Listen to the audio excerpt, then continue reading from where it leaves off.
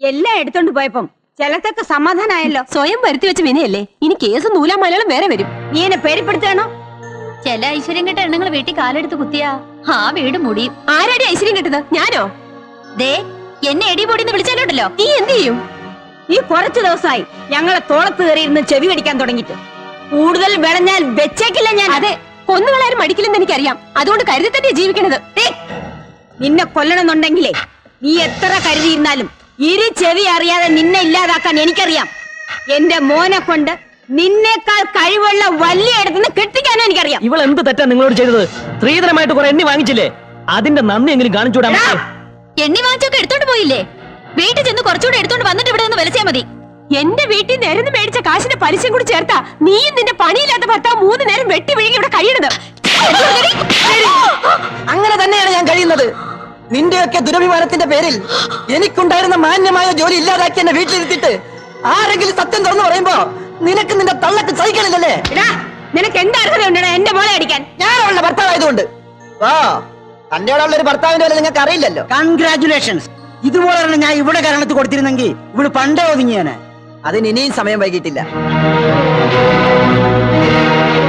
എന്നെ എന്റെ മക്കളെയും ഭരിക്കാന്ന് ആരും കരുതണ്ട.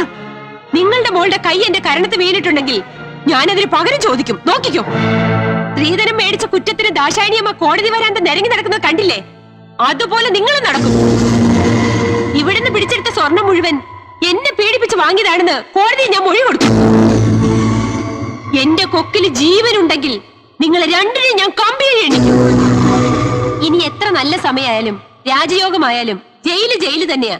ശിക്ഷയ്ക്കും ഇളവുണ്ടാവില്ല. എന്റെ ഈ കൊക്കില് ജീവനുണ്ടെങ്കിൽ നിങ്ങൾ രണ്ടിനെയും ഞാൻ കമ്പിയെ എണ്ണിക്കും. ഇനി എത്ര നല്ല സമയമായാലും രാജയോഗമായാലും ജയില് തന്നെയാ. ശിക്ഷയ്ക്ക് ഇളവുണ്ടാകുകയില്ല.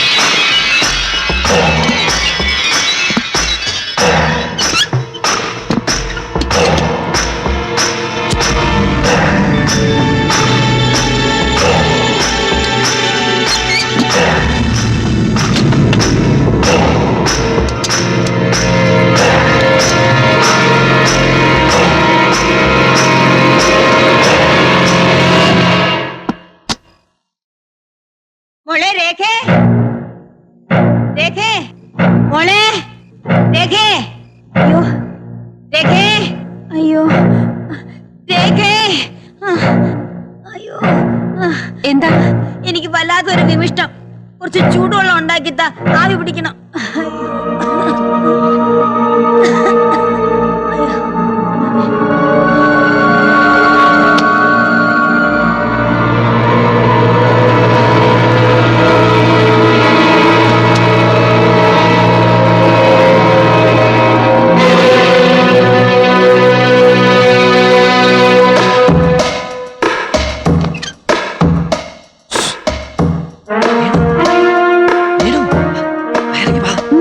ഇറങ്ങി വരാല്ലേ പറഞ്ഞു.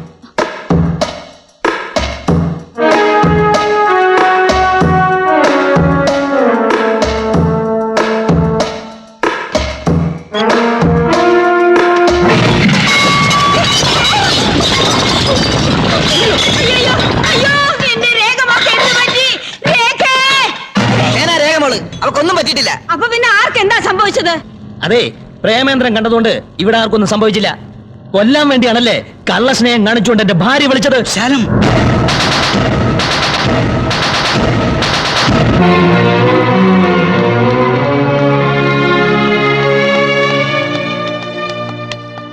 രേഖേ, വേണ്ട, ഇനി ഒരു നിമിഷം ഞാൻ ഈ വീട്ടിൽ നിൽക്കില്ല.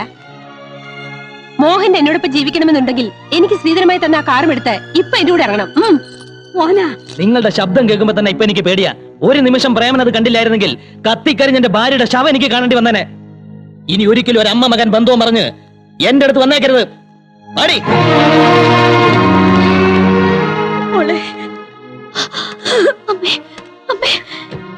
എന്താണ് ഈ തള്ളയും കെട്ടിപ്പിടിച്ചെന്ന് മോങ്ങുന്നത്? നിന്റെ അമ്മയ്ക്ക് സ്വന്തത്തിന്റെയും ബന്ധത്തിന്റെയും വില അറിയില്ല. ആളെ കൊല്ലാൻ വരെ മടി കാണിക്കാത്ത സ്ത്രീയാ. വേണ്ട, നിങ്ങൾ ചെയ്തു കൂട്ടിയ ദ്രോഹങ്ങൾ എന്തൊക്കെയാണെന്ന് അറിയോ? ഇത്രയും കാലം എന്നെ കൂട്ടിലിട്ട് വളർത്തിയതിന് നന്ദി. കൂടും തകർത്ത് ഞാൻ പോവാ. പാടി. അമ്മ ഒറ്റയ്ക്കാവില്ലേ? അമ്മ പോയി എടുത്തോട്ട് പാടി പറ്റി കിടക്കും. ഇനി അവൾ എന്റെ ഭാര്യയായിട്ട് എന്റെ വീട്ടിൽ കഴിഞ്ഞാൽ മതി. ഇനി ഇവിടെ നിന്നാലേ വേണ്ട. പ്രേമേന്ദ്ര, എന്നോട് ക്ഷമിക്ക്. ഞാൻ ചേട്ടാ, ഓ എന്റെ കല്യാണത്തിന് സ്ത്രീധനമായി തന്ന കാറിന്റെ കീ ഇതെടുത്ത് പലയിടത്ത് വെച്ചോ. പ്രേമേന്ദ്ര, പുറകെ നിന്ന് വിളിക്കരുത്. അവര് മുന്നിൽ നിന്നാലും പിന്നിൽ നിന്നാലും ശകുനപ്പിഴയാ. തിരിഞ്ഞു നോക്കാതെ പാടി.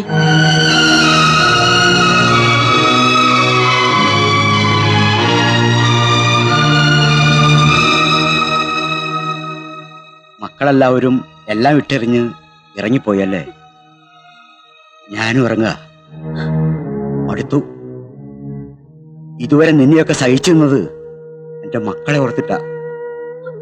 അന്ന് പ്രേമേന്ദ്രനെ നീ ആ വീട്ടിൽ നിന്ന് വിളിച്ചിറക്കി കൊണ്ടുവന്നപ്പോ ഇതുപോലെ ആ ടീച്ചറുടെ ഹൃദയവും വേദനിച്ചിട്ടുണ്ടാവും. ഇതവരുടെ ശാപമാ. ഇത്രയും ക്രൂരയാവാൻ കഴിഞ്ഞ നീ ഗതി കിട്ടാതെ അലയും.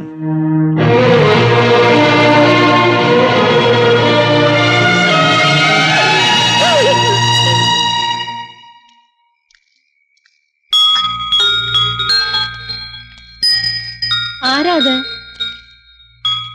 പ്രേമനോ? നീ എന്താടാ മോനെ അവിടെ നിക്കണേ? കേറി വാടാ.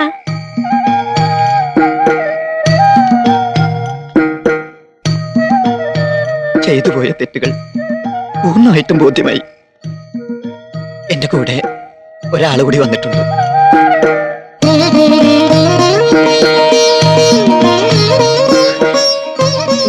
മാപ്പ് കൊടുക്കാൻ അമ്മ തയ്യാറാണെങ്കിൽ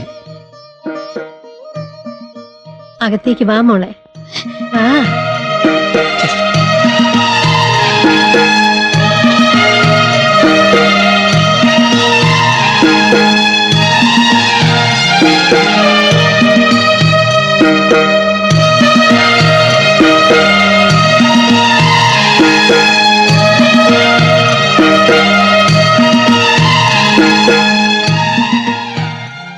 ഒരു കാര്യം മനസ്സിലായി. അച്ഛ വീട്ടിൽ കിടന്ന പട്ടിയുടെ വില പോലും ഉണ്ടാവില്ലെന്ന്.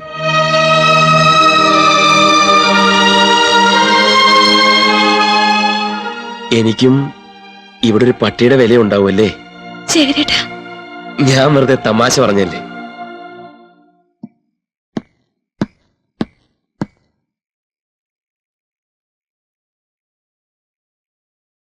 ഞാനൊരു പിശുക്കനാണെന്ന് എല്ലാവരും പറയുന്നേ. ശരിയാ, പിശുക്കൻ തന്നെയാ. ഇത് കണ്ടോ, സർവീസിലിരുന്ന കാലത്ത് ഞാൻ മിച്ചം വെച്ച കാശാ. എന്റെ മരണശേഷം ഞാൻ ആർക്കും ഒരു ബാധ്യതയാകാതിരിക്കാൻ എന്റെ ശേഷക്രിയക്ക് വേണ്ടി കരുതിയ പണമാണിത്. ഇതെല്ലാം നീ എടുത്തോ. എനിക്ക് നിന്നെ വലിയ ഇഷ്ടാ. നീ രക്ഷപ്പെടും. ഇത് വെച്ച് തുടങ്ങാൻ പറ്റിയ ഒരു ബിസിനസ് നീ തുടങ്ങണം. ഞാനിത് വാങ്ങിച്ചോട്ടെ? വേണ്ട ശേഖരേട്ടാ, പണവും സ്വർണവും കാണുന്നത് തന്നെ എനിക്കിപ്പോ പേടിയാ. കൂടുതലൊന്നും നമുക്ക് വേണ്ട. ജീവിക്കാനുള്ള മാർഗം മാത്രം മതി. അത് നമ്മൾ അധ്വാനിച്ചാൽ ഉണ്ടാകുമല്ലോ. നീ തന്നെയാണോ ഈ പറയുന്നത്? മുത്തശ്ശ, സന്തോഷായി. ഈ സ്നേഹം മാത്രം മതി എന്നും എനിക്ക്. ഞങ്ങള് നാളെ തന്നെ ഇവിടുന്ന് പോവാ. എങ്ങോട്ട്? എല്ലാം നേർവഴിക്കായില്ലേ? ഇനി നമുക്കൊരു വഴി ഈശ്വരൻ കാണിച്ചു തരും.